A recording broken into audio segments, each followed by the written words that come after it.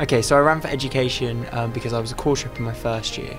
Really enjoyed kind of dealing with some of the little problems that kind of pop up at that local level and being able to make some really positive changes. So we had a thing with, particularly around the start of some of our lecture times, and just really enjoyed it and wanted to take it onto a bigger scale. And got really involved in the union into my later years, so it was the kind of natural position for me to go for.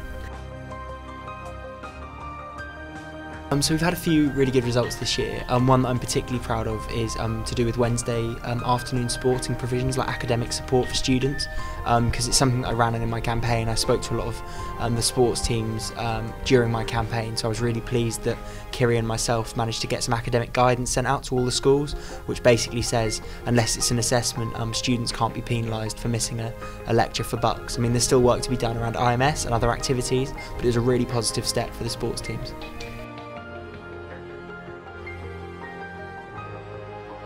So I think this university will always deliver well-respected, high-quality education. I think that we are going through a period of quite rapid change, like across the sector, like here at Nottingham, but also elsewhere. And I think there is a bit of a battle at the moment to keep up.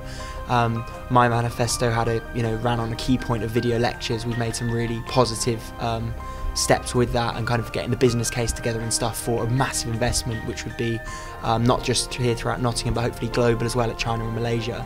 I think it's interesting that all the new candidates have also put video lectures and video capture, lecture capture on their manifestos, highlighting the importance of that to students. So I think there's a few technological things which will step up, but Nottingham's provided a high quality education for over a century, so I'm sure it will continue to do that.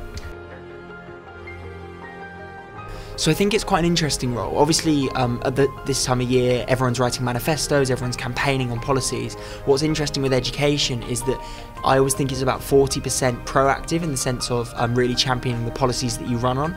And what I didn't appreciate before I came into the role is it's probably about 60% reactive, with kind of big day-to-day decisions being made in education. Everything, something that popped up this year to do with the pass mark, the resit mark, and kind of progressions and stuff like that. Really big decisions which we've got our school reps involved with, and kind of pulling them in on it as well. So you've obviously got the liaison with the school and the course reps, as well as your policy and your manifestos, as well as the kind of day-to-day decisions, and it's your job just to make sure the student voice is heard at that table. So we use our research, or sometimes go out and talk to students if we haven't got the research on a matter. But yeah, it's kind of an interesting role like that.